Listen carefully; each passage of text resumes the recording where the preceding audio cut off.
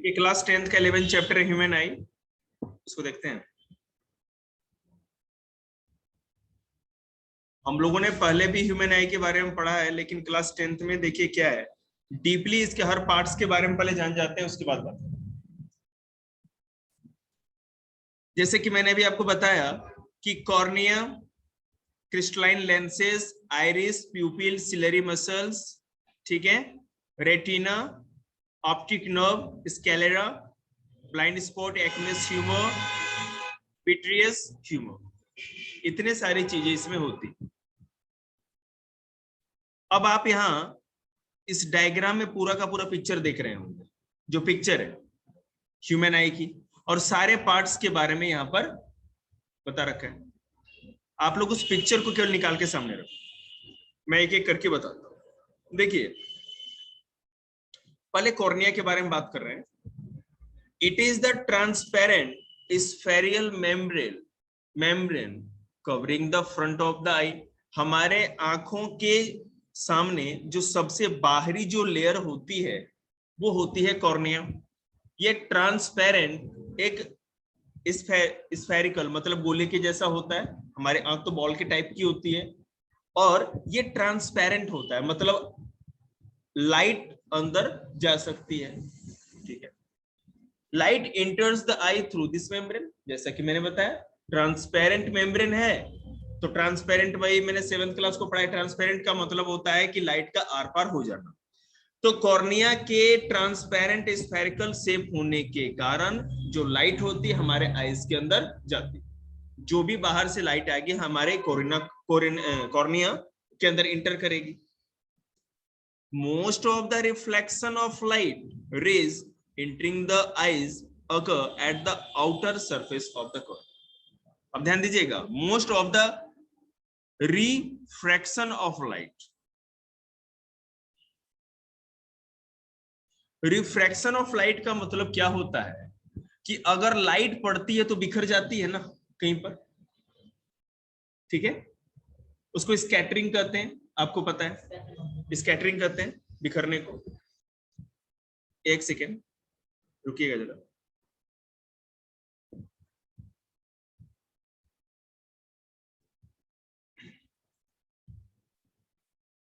यहां पर है, ध्यान दीजिएगा। Most of the refraction of light rays entering the I occur at the outer surface of the cornea. Refraction का मतलब है कि लाइट का उससे टकरा के मुड़ जाना, बेंट हो जाना, उसी को रिफ्रैक्शन कहते हैं। कोई लाइट सीधी आ रही है और कॉर्निया से टकराने के चलते बेंट होती है, मतलब मुड़ जाती है और तब अंदर इंटर होती है। ठीक है, ओके, अलग है बेटा बिल्कुल। रिफ्लेक्शन मतलब टकराना और सीधे लौट जाना, और रिफ्रैक्शन मतलब कि किसी चीज से टक्कर हो के मुड़ जाना, उसका मुड़ जाना, ठीक है, मुड़ करके आगे बढ़ जाना। तो most of the refraction of light rays entering the I occurring at the outer surface of the cornea. देखो मैं कॉर्निया के पिक्चर्स में दिखा के बताऊंगा कि अगर कोई भी, ये हमारी कॉर्निया बार, यहाँ पे कोई भी लाइट जब आएगी तो यहाँ पर आते ही वो बेंट हो जाएगी और तब अंदर जाएगी मुड़ करके। ठीक है, देखिए उसके बाद है क्रिस्टलाइन लेंसेज। वो पिक्चर में आपको क्रिस्टलाइन लेंसेज दिख रहा होगा, पहले मैं आपको दिखा दूं यहाँ पर वीडियो में। क्रिस्टलाइन लेंसेज कहाँ होती है, ये दिख रही है आपको यहाँ पे, एक जो ये ओवल शेप में एक गोले जैसा अंदर दिख रहा है आपको, इसी को क्रिस्टलाइन लेंस कहते हैं। कॉर्निया के पीछे होता है ये, दिख गया आपको, ठीक है। अब देखते हैं ये है क्या। The eye lens in a convex lens made of transparent. Convex क्या होता है, जो बाहर की तरफ निकले हुए होते हैं, मोटे होते हैं, ठीक है। The eye lens is a convex lens made of transparent soft and flexible material like a jelly made of protein. जो हमारे क्रिस्टलाइन लेंस या जो आंख की जो लेंस होती है, आई की जो लेंस होती है, वो एक कॉन्वेक्स लेंस होता है। कॉन्वेक्स लेंस बेटा दोनों कॉर्नर पे तो पतला होगा, लेकिन बीच में वो उभार होगा, मोटा होगा, बीच में धसा हुआ नहीं, बीच में उभरा हुआ, ऐसे निकला हुआ होगा। दिख रहा है आपको, ये कॉन्वेक्स लेंस ऐसा होता है जो पिक्चर में दिख रही है आपको। अब ये जो कॉन्वेक्स लेंस आई की होती है वो बनी किस चीज की होती है, ये ट्रांसपेरेंट, पहले तो ट्रांसपेरेंट होती है, मतलब इसके लेंस के लाइट जब आएगी कॉर्निया के थ्रू, कॉर्निया भी ट्रांसपेरेंट होता है, तो लाइट अंदर आई, अंदर आने के बाद फिर लेंस पे गई, और लेंस से जो लाइट होगी वो फिर और आगे जाएगी। ठीक है, देखिए soft and flexible material like a jelly made of protein, एक जेली जैसा कोई मटेरियल होता है, जेली आपने देखा होगा, उसी तरह के मटेरियल से ये लेंस बनी होती है। और ये लेंस जो जेली जो बनी होती है वो प्रोटीन की बनी होती है। ठीक है, प्रोटीन की। सूरज समझ में आ रहा है? ओके। अब देखिए आइरिस, आइरिस क्या होता है, पीछे पहले पिक्चर में देखिए आइरिस कहाँ है वो देखो पहले, तो क्लियर होगा आपको। एक सेकेंड मेरे को थोड़ा इरेज करने दो जरा एक बार।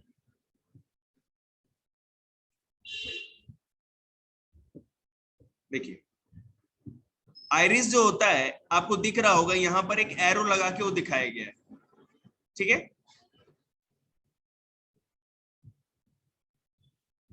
ठीक है, आइरिस जो है एक ही एरो लगा के दिखाया गया, जो थोड़ा सा है ना एक डंडी जैसी निकली हुई है, तो दोनों साइड होती है, मतलब नीचे दिखा रखा है ये जो डंडी जैसी निकली हुई है ना, ब्लैक कलर का जो डार्क कलर का दिख रहा है, और ऊपर से भी डार्क कलर का जो नीचे दिख रहा है, दिखा आपको ब्लैक स्पॉट दिख रहा है लाइन जैसा, वो आइरिस है। चलिए अब देखते हैं करता क्या है। It is a dark muscular diaphragm, ठीक है, diaphragm between the cornea and the lens, cornea और लेंस के बीच में डार्क मस्कुलर डायफ्राम होता है। डार्क मतलब कि डार्क कलर का, मस्कुलर डायफ्राम होता है।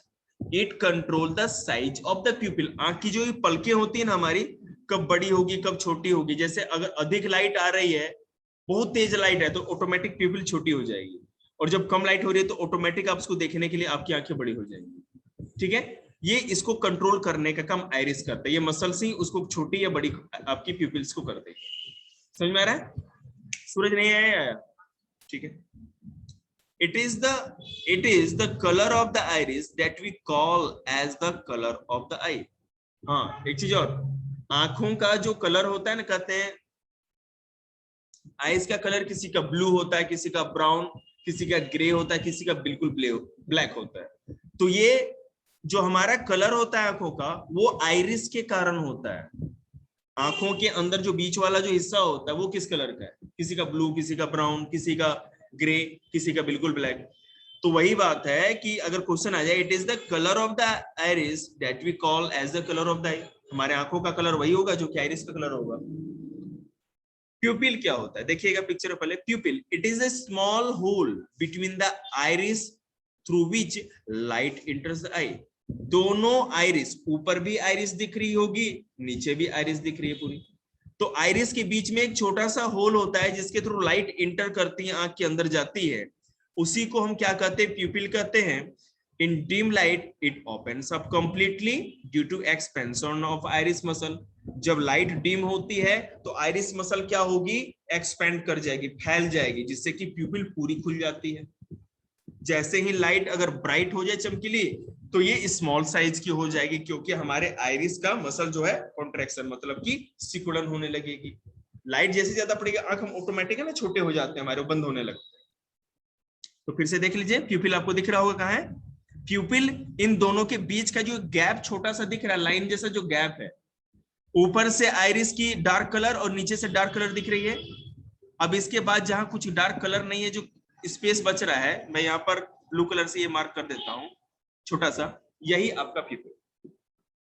अब कहने का मतलब है जैसे ही क्या कहते हैं, प्यूपिल बीच में गैप है, जैसे ही ज्यादा लाइट होगी तो ये फैल जाएगी, तो प्यूपिल के अंदर ज्यादा दिखेगा, और जैसे ही अगर मान लो कि डिम लाइट होगी, सॉरी डिम लाइट होगी तो फैलेगी, और डार्क लाइट होगी तो बंद होने लगेगी। क्लियर?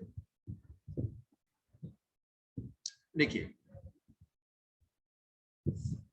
तो आप, मुझे लगता है कॉर्निया, क्रिस्टलाइन लेंसेज, आइरिस, प्यूपिल समझ गए होंगे। अब देखिए सिलेरी मसल्स क्या होता है, they hold the lens in position and help in modifying the curvature of the lens। देखिएगा पहले सिलेरी मसल्स क्या है वो देखिए, पहले कहाँ है,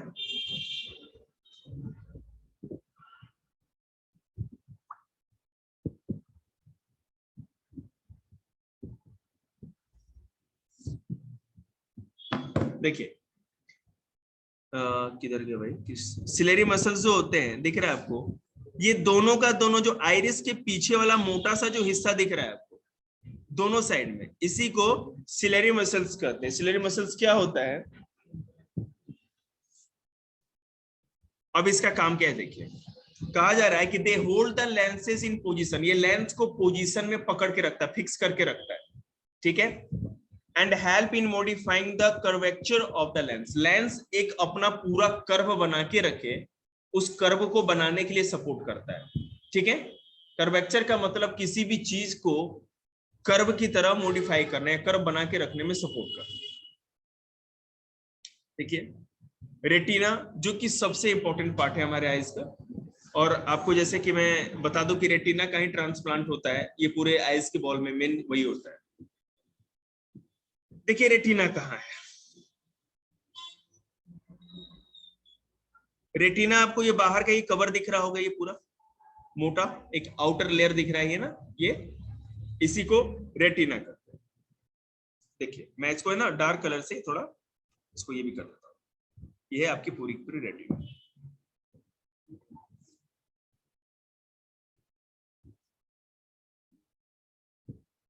अब देखो, it is the light sensitive surface of the eye on which the image is found. देखो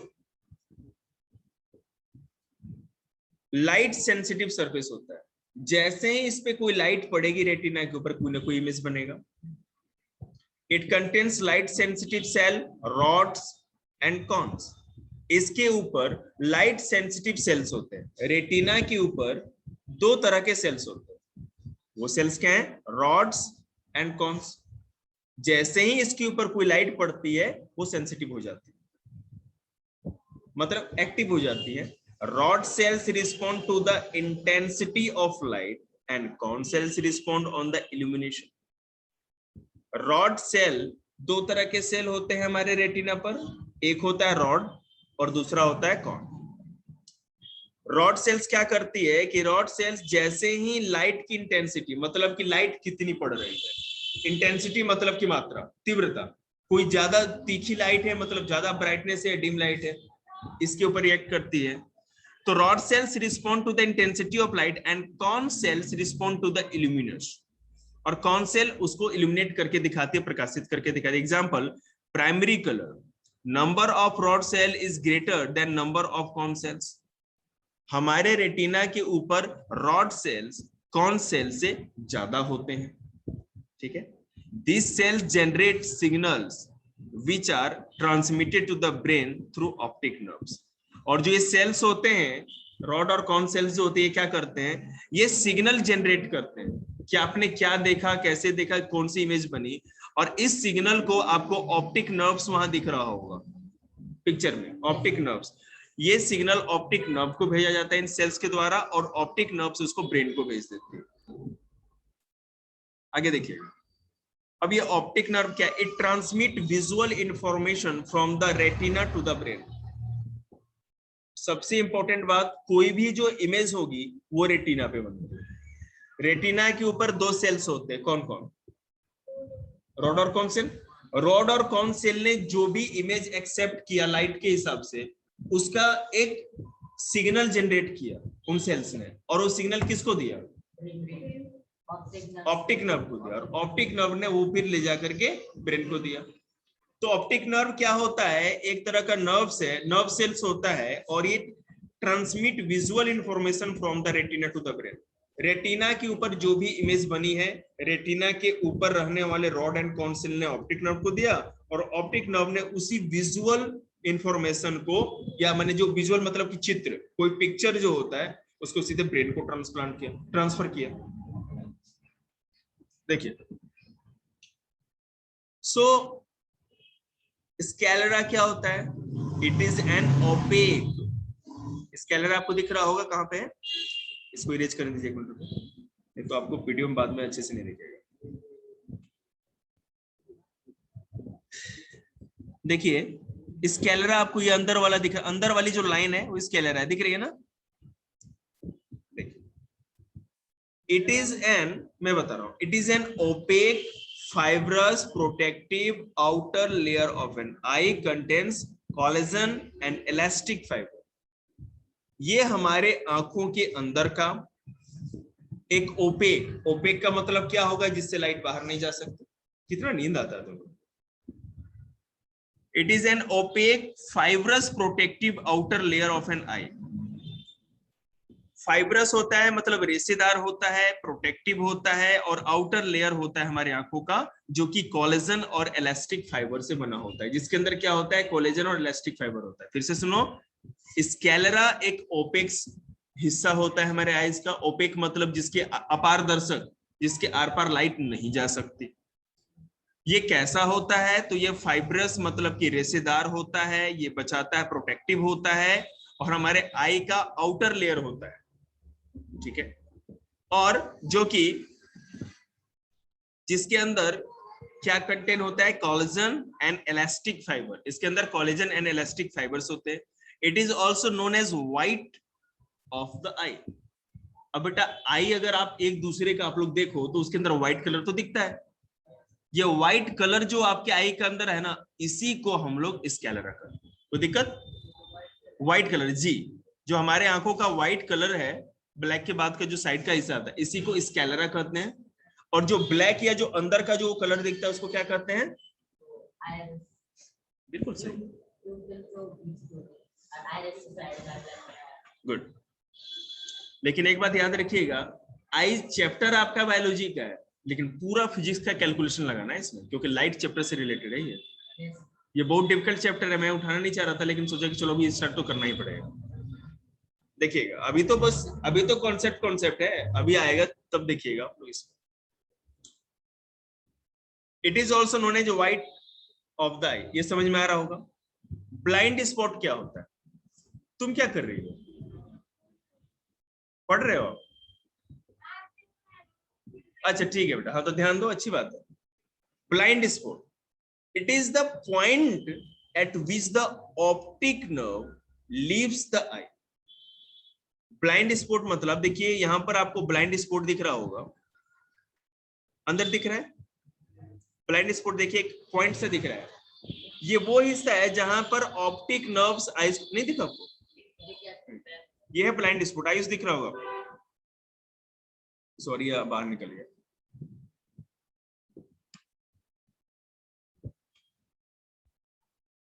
ठीक है, अब देखिए ब्लाइंड स्पॉट होता है क्या, ये है blind spot. It is the point at which the optic nerve leaves the eye. यहां पर ऑप्टिक नर्व आंख से तो बाहर जा रही है ना, अब वहां आईज को छोड़ करके आगे चली जाएगी। ठीक है, तो वो हिस्सा आईज का जहां पे ऑप्टिक नर्व्स वहां से अब खत्म हो रही है, लीव कर रही है।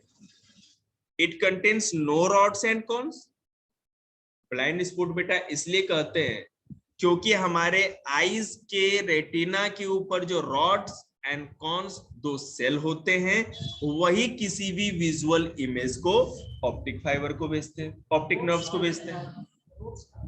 सेल हमारे रेटिना के ऊपर आईज की जो सेल्स होते हैं वो दो नाम के होते हैं, रॉड्स एंड कॉन्स। ठीक है, ये जो दो सेल होते हैं यही भी किसी विजुअल इमेज को हमको देते हैं, आगे पहुंचाते हैं ऑप्टिक नर्व को। ठीक है, तो अब इस ब्लाइंड स्पॉट इसलिए कहते हैं क्योंकि यहाँ पे किसी भी तरह का रोड एंड कॉन सेल होता ही नहीं है। अब जब वो विजुअल इंफॉर्मेशन आगे भेजने वाला जो सेल था रॉड एंड कॉन वो है ही नहीं, तो फिर इंफॉर्मेशन किसका भेजेगा? इसका मतलब यहाँ पर किसी भी चीज की रेटिना की इस स्पेस में किसी भी तरह की इमेज बनती ही नहीं। ठीक है, और ना इमेज बनने के चलते ही हम इसको क्या कहते हैं? Blind spot. ठीक है, नहीं ये बनती ही नहीं है यहाँ पर। Okay, so an image formed at this point is not sent to the brain. Sorry नहीं बनती है, सॉरी मैं गलत बोल गया। इमेज तो बनती है, लेकिन यहाँ जो भी इमेज बनेगी उसको ऑप्टिक नर्व तक तो भेजा ही नहीं जाता, क्योंकि वहां वो भेजने वाली सेल्स तो है ही नहीं ना, वो सेल्स रहेगी तब भेज पाएगी। इसलिए वो समझ लो कि वहां पे हमें कोई इमेज दिखता है। क्लियर है? हाँ भाई, नहीं ब्लाइंड स्पॉट पे इमेज तो बनेगी, लेकिन रॉड एंड कॉन सेल होते नहीं। अब वो सेल नहीं है तो वही सेल क्या करते थे, जो भी इमेज बनती थी रेटिना पर उसको ऑप्टिक नर्व को भेजते थे और ऑप्टिक नर्व ब्रेन को भेज देती थी। अब बीच में ये 3 कड़ी थी ना, एक तो रॉड एंड कॉन सेल, उसके बाद ऑप्टिक नर्व, उसके बाद ब्रेन। लेकिन रॉड एंड कॉन सेल के एक कड़ी ही तोड़ दो तो फिर आगे गाड़ी बढ़ेगी कैसे? वो सेल ही गायब है वहां से, तो भेजेगा कौन आगे, है ना? ऑप्टिक नर्व ही भेजती है ना, तो ऑप्टिक नर्व तक कोई इमेज जाती ही नहीं है वहां से, क्योंकि सेल्स ही नहीं है वहां। देखिए एक्वस ह्यूमर, ये क्या है? Between the cornea and eye lens. अब देखो कॉर्निया कहाँ है और आई लेंस कहाँ है, आपको दिख रहा होगा। ये हमारा रहा कॉर्निया और ये रहा हमारा क्रिस्टलाइन लेंस, मतलब आई लेंस। ठीक है, ये दिख रहा है। इनके बीच में एक्विनस ह्यूमर होता है, आपको दिख रहा होगा। वो एक क्या कहते हैं, ब्रेड टाइप का दिख रहा है ना, उल्टे ब्रेड टाइप का मोटा सा हिस्सा, इसी को एक्विनस ह्यूमर कहते हैं। ये क्या होता है देखिए, and eye lens, we have a space filled with a transparent liquid called the aqueous humor, which help the refracted light to be focused on retina. देखिए मेरी बात सुनिए, वहां पे एक्विनस वाला पिक्चर निकल लेना। एक्विनस ह्यूमर जो होता है ये वाला, मैं इसको कलर कर देता हूं ताकि बच्चों को समझ में आए बाद में। जिसको कलर करेंगे एक्विनस ह्यूमर। आयुष दिख रहा है बेटा आपको ये?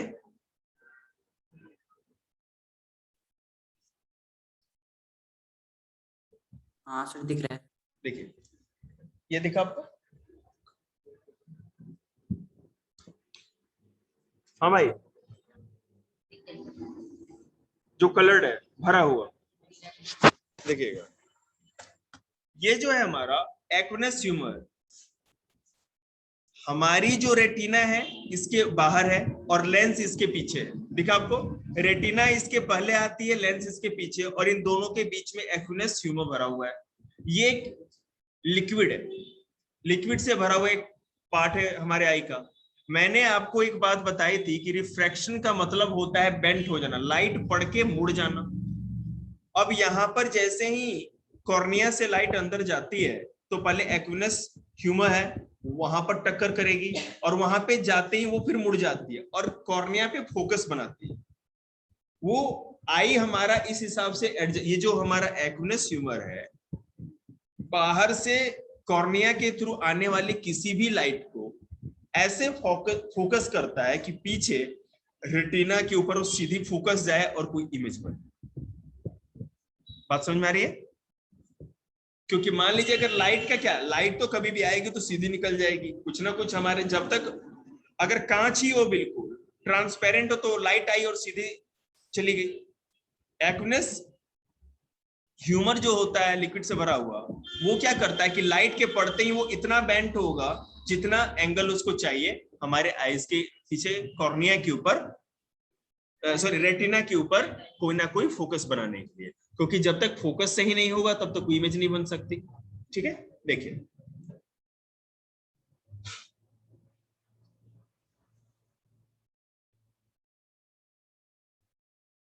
वो जो ट्रांसपेरेंट लिक्विड भरा होता है उसी को एक्विनस फाइबर कहते हैं। ठीक है ना, humour sorry, which help the reflected light to be focused on retina. It also maintain intraocular pressure.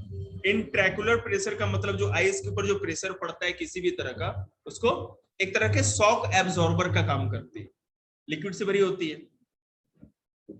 Vitreous humour क्या होता है? अब देखिए विट्रस ह्यूमर क्या होता है, वो पीछे आपको दिख रहा होगा। ठीक है, वो देखिए,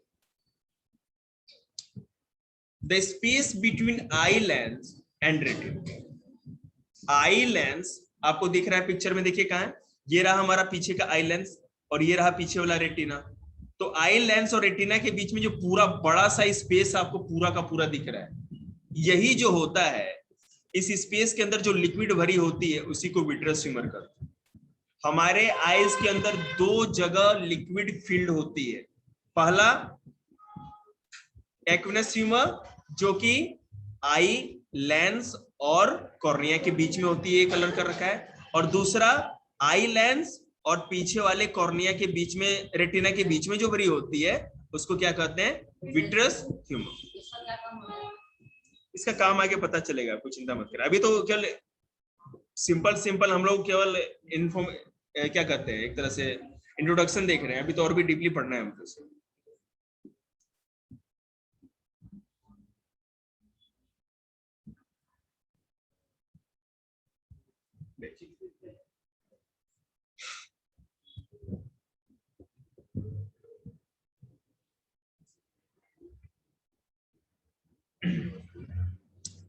अब आइज का जो भी स्ट्रक्चर है वो समझना तो मुश्किल नहीं।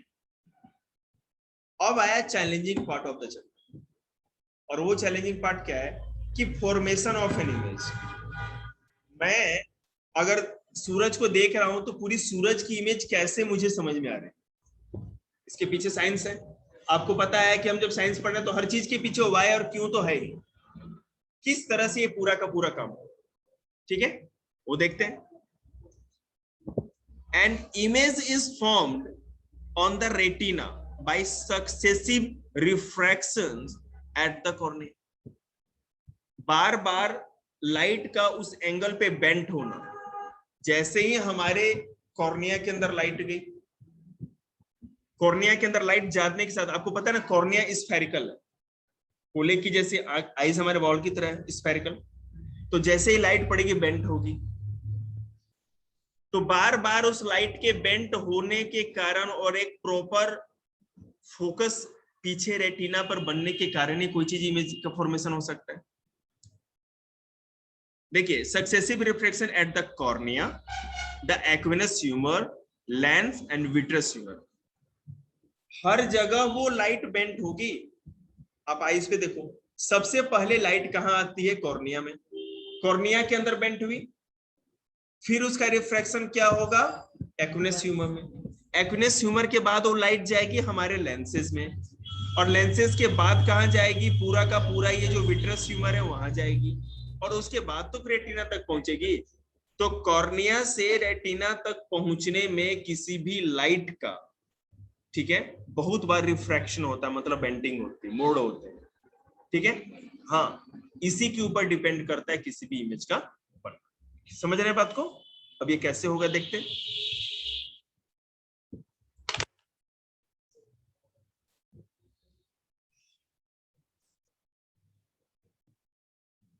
देखिएगा, it is real, diminished and inverted in nature. ये जो इमेज हमारे कॉर्निया पे बनती है, सॉरी रेटिना पे बनती है, वो कैसी होती है? रियल होती है, डिमिनिश्ड होती है मतलब कि छोटी होती है, एंड इन्वर्टेड इन नेचर मतलब इन्वर्टेड मींस क्या हो गया? उल्टी, अपसाइड डाउन। समझ रहे हैं? ऊपर का नीचे, नीचे का ऊपर बनता है कॉर्निया, उल्टी बनती है। मैं बता रहा हूँ ना, वो उल्टी नहीं जो आप लोग करते हैं। तो बोलने तो दे थोड़ा यार, क्या पागल हो जाऊं मैं? मुंडी नीचे गुड्डे ऊपर, उसको उल्टी करते हैं। देखिएगा, the light sensitive cells of retina get activated upon illumination and generate electrical signal। देखिए क्या होता है। अब अगर हमने आईज बंद कर दी, कोई भी इमेज नहीं बन रही ना, कुछ दिख रहा है। कुछ ना दिखने का मतलब साइंस में क्या है? हमारे रेटिना पर कोई इमेज नहीं बन रही। आंख खोले, सूरज दिखा। क्यों दिखा? क्योंकि सूरज के ऊपर जो लाइट गया वही लाइट रिफ्लेक्ट हुआ हमारे आईज में, कॉर्निया में गया। कॉर्निया से कहां गया? विट्रस, कौन सा ह्यूमर? ठीक है, उसके बाद लेंस, उसके बाद विट्रस ह्यूमर, उसके बाद रेटिना पे गया, तब जाके सूरज भैया हमको दिखे। लेकिन अंदर क्या हुआ? अंदर उल्टे सूरज भैया बने थे, मुंडी नीचे गोड्डे ऊपर बने थे सूरज भैया के। लेकिन आगे जा, और ये हमको सीधे कैसे दिखे? वही साइड से। देखिए, तो मैं बताऊं, कोई भी इमेज, तुम परेशान क्यों हो रहे हो? आराम से बैठो, कोई दिक्कत है क्या बेटे? ज्ञान लेने के लिए ना तब करना पड़ता है, स्टूडेंट से ज्यादा मेहनती कोई नहीं होता। समझ रहे हैं ना? धरती पे इससे ज्यादा मुश्किल काम नहीं है कुछ पढ़ना। पढ़ाना भी आसान है, पढ़ना बहुत मुश्किल। सच बताता हूँ, ये सारे हमारे हिंदू धर्म शास्त्रों में भी कहा गया है कि विद्यार्थी का जीवन सबसे बड़ा तपस्या का जीवन होता है। ना तो उसे किसी भी तरह की पूजा साधना तपस्या करने की जरूरत नहीं, उसका ये जो अध्ययन है यही उसके लिए साधना है। लेकिन फोन पे टाइम बिता करके, गप्पे मार करके, ये कोई साधना थोड़ी है, समझ रहे ना। विद्यार्थी का मतलब बहुत बड़ा चीज होता है। विद्यार्थी वो जिसके दिमाग में विद्या छोड़ के कोई चीज हो ही नहीं, वो विद्यार्थी है।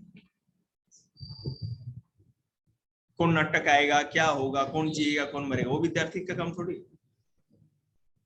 देखिएगा, ध्यान दीजिएगा। और हाँ, एक बात और बता दें, 84 लाख हिंदू देवी देवता हैं, बहुत कहे जाते हैं। जो मेरे पीछे माता लगी हुई है ना, इनकी साधना सबसे मुश्किल। चाहे कितने भी चंदन लगा दो, जब तक तुम रगड़ोगे नहीं तब तक की खुशी नहीं होती। भोले बाबा में जल चढ़ाओ खुश, 2-4 धतूरे के फूल चढ़ा दो खुश, सब भगवान खुश, विष्णु भगवान जल्दी खुश, गणेश भगवान को नहीं लड्डू चढ़ा दो खुश। ये माता खुशी नहीं होती जल्दी। संतोषी माता नहीं, सरस्वती। लो, अब ये माता का नाम भी गलत बोलेगा, माता तो बेटे तेरे लिए तो और मेहनत करवाएगी। चल देख। तो जैसा कि मैंने आपको बताया था, हमारे पूरे आईज के अंदर जो सेल्स होते हैं, मतलब कि जो एक्टिव सेल्स होते हैं, जो कि इमेज की, विजुअल इमेज की इंफॉर्मेशन को, मतलब जो भी हमारी इमेज बन रही है इस पे, उस इमेज को आगे ब्रेन तक भेजने का जो काम करते हैं, वो केवल रेटिना के ऊपर। अगर कोई लाइट हमारे रेटिना तक नहीं पहुंच रही है तो कोई इमेज बनेगा ही नहीं। इसलिए नहीं बनेगा क्योंकि जो सेल्स है ना, वही लाइट के लिए ज्यादा एक्टिवेट होती है, लाइट पड़ते हुए एक्टिव हो जाती है। अगर मैंने आईज बंद किया, मतलब उस सेल्स तक, रॉड एंड कॉन सेल्स जो हमारे रेटिना पर है, वहां पर तो कोई भी तरह की लाइट ही नहीं पहुंच रही। लाइट पहुंच नहीं रही है, वो एक्टिवेट नहीं हो रहा, कोई इमेज नहीं बन रहा, बात खत्म। जैसे ही लाइट हमारी एक आईज में गई, आईज के थ्रू कितने पार्ट्स में गई, पर लेयर्स के थ्रू आपको पता है, रेटिना तक पहुंचते एक्टिवेट हो गया, rod and cone cells activate हो गया, और एक्टिवेट होते ही क्या होगा, कोई ना कोई इमेज बनेगा। ठीक है, तो जैसे ही लाइट उन सेल्स तक जाती है, वो सेल्स एक्टिवेट हो जाते हैं और इलेक्ट्रिक सिग्नल भेजते हैं। इलेक्ट्रिक सिग्नल, अब ऐसा तो नहीं है ना फोटो खींच के व्हाट्सएप कर देंगे वहां से, ऐसा तो नहीं हो सकता। ये है ना, मैं पूरी सायरन ही खत्म करवा दूंगा दुनिया से, बिना मतलब का मेरे खौफ हो जाता है। These signals are then sent to the brain via the optic nerve। आपको पता है, अब ये सिग्नल क्या हो गए, इलेक्ट्रिक सिग्नल के थ्रू जो रॉड एंड कॉन सेल्स होती है, वो ये विजुअल इंफॉर्मेशन को थ्रू इलेक्ट्रिक सिग्नल, बीच में कोई नर्व्स नहीं, इलेक्ट्रिक सिग्नल के थ्रू, इंपल्स के थ्रू वो भेजती है आपके ऑप्टिक नर्व। मतलब यहां पर जो रेटिना पे इमेज बना, ये ऑप्टिक नर्व तक एक इलेक्ट्रिक सिग्नल के थ्रू जाती है, और इलेक्ट्रिक सिग्नल जो भी होगा, अब वो जो नर्व्स होती है ऑप्टिक नर्व, वो तो डायरेक्ट ब्रेन से कनेक्टेड होती है, वहां पे इमेज चली जाती है। बात समझ में आ रही है आपको? देखिए, the brain interpret these signals and finally process the information so that we perceive objective as they are। Brain के पास सिग्नल गया, जो भी विजुअल इंफॉर्मेशन है वो गई, ऑप्टिक नर्व ने पहुंचाया, और वो उसको प्रोसेस करता है और एक इंस्ट्रक्शन जनरेट करता है कि आपने क्या देखा। ठीक है, कलर ऑफ ऑब्जेक्ट। अब कोई भी ऑब्जेक्ट किस कलर की दिखेगी, ये हम कैसे पता लगाएंगे? कल पता लगाएंगे, आज क्यों पता लगाएंगे? बच्चे ने राहत की सांस,